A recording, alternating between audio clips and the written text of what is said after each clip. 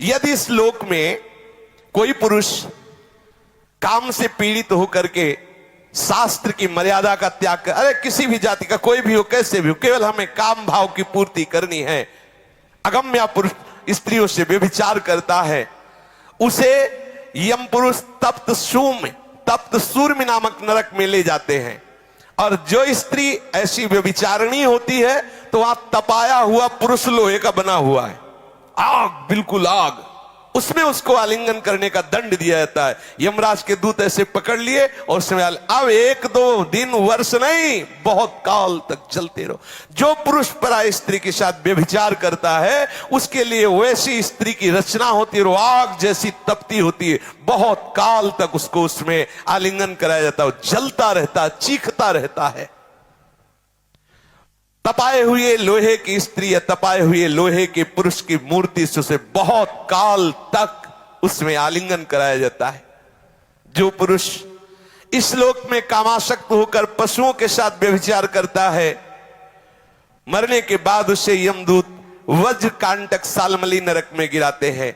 इसमें वज्र के समान कठोर कांटों वाला सेमर के वृक्ष जैसा है, उसको ऊपर ऐसे फेंकते फिर नीचे घसीटते हैं, पूरे वो कठोर कठोर कांटे हैं वज्र जैसे, पूरा शरीर फट जाता है। मरना तो है नहीं। जो किसी की भी परवाह नहीं करते, अपने शरीर का पोषण करते हैं, दूसरे जीवों का मांस खाते हैं। ओ बकरा, ये ऐसे बहुत कोमल बेचारे जीव हैं जो बलहीन हैं। आप मनुष्य शरीर प्राप्ति की बलात् उनको पकड़ के विविध प्रकार से कष्ट देते हैं और मांस खाते हैं, तो वहां भयंकर यमराज के दूत उसी का मांस काट काट के उसको खवाते हैं। यमपुरी में उसी का मांस उसको नोचते हैं से मांस और उसको पवाते, ले आप पा। अच्छा, 1-2 दिन की बात है नहीं, ये बहुत लंबा सजा होती है, भोगते रहो। जैसे कोई कहते अरे हम नहीं मानते, तो आप भारतीय विधान को ना मानो, करो, जिस दिन फंस जाओगे तो तुम्हारे पुरखा पानी पा जाएंगे। इतनी पिटाई करेगी भारत सरकार की जो सैनिक है कि तुम्हें फिर उस समय नहीं चलेगा कि हम नहीं मानते। तुम्हारे मानने ना मानने एक थोड़ी विधान है, फंस जाओगे विधान में तब पता चलेगा।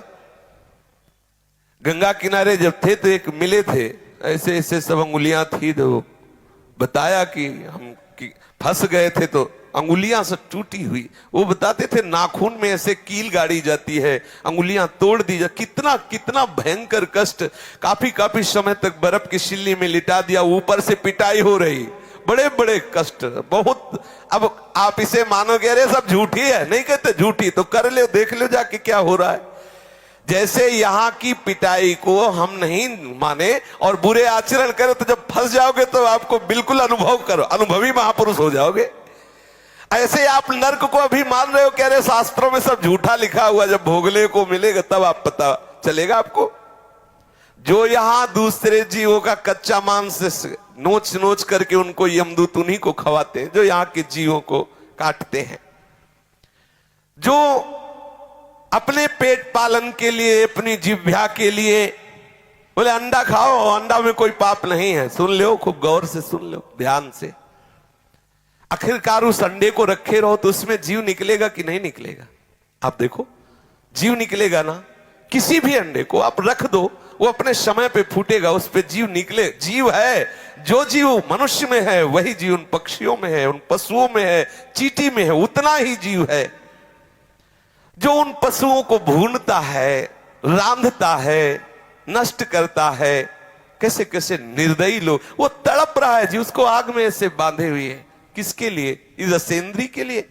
अरे हृदयहीन राक्षस, तेरी दुर्गति होगी। शास्त्र कहता है उन हृदयहीन राक्षसों से गए बीते यमदूत उन्हें कुंभी पाक नरक में ले जाते हैं। जो ऐसे राक्षसों से गए बीते हैं उन कुंभी पाक नरक में ले जाते हैं।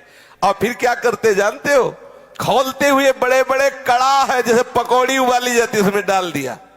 अब मरना है नहीं, मरना है नहीं, मरना हो तो चलो 2 मिनट में भुन गए ना, खूब खोलो, खेलो। अब हाँ, उसी में आग में, कढ़ाई में जो तेल पड़ा है, खूब खेलो आनंद से। कितने बोले? 1 कल्प तक, अब जलो उसी में। इस प्रकार से सैकड़ों हजारों नरक हैं। कोई ये संशय ना करे कि ये सब लिखी पढ़ी बातें हैं, ऐसा नहीं। अधर्म परायण जीव को निश्चित भोगना पड़ता है। अवश्य में भोक्तव्यम कृतम कर्म शुभाशुभम। बारी बारी से वो नरकों में जाता है और भयंकर कष्ट भोगता है। इसी प्रकार जो धर्मात्मा होता है, पुण्य करता है, वो स्वर्गों में जाता है और विविध प्रकार के स्वर्ग सुख भोगता है। नरक और स्वर्ग के जब भोग भोगे, पाप और पुण्य क्षय हुआ, तो कुछ पाप और कुछ पुण्य लेकर इस मृत्यु लोक में जन्म लेता है। कहीं उत्तम या अधम गतियां उसकी यहां दिखाई देती है। वो धनी है, वो निर्धन है, वो स्वस्थ है, वो रोगी है, ये सब पाप और पुण्य के कर्म परिपाक से है। आप सोचते हैं कि हमें भजन करने की क्या जरूरत है, सत्संग सुनने की क्या जरूरत है, नियम संयम धारण करने की क्या जरूरत है? इसलिए जरूरत है कि तुम्हारी ऐसी दुर्गति ना हो। तुम समझते केवल पशुओं की तरह कमा लो, खा लो, मनमानी आचरण कर लो, कोई देखता तो है नहीं। भूल मत करो। बड़े बड़े महापुरुषों ने जो निश्चय किया है, ये उनके अनुभव के विषय है। साक्षात भगवत स्वरूप भगवान व्यासदेव जी, श्री सुखदेव जी, ये साक्षात भगवान हैं, ये वर्णन कर रहे हैं। ऐसा है, इसलिए डरते रहो, कोई अपराध न बने और निरंतर भजन में रहो। शेष चर्चा आगे। श्री राधा वल्लभ।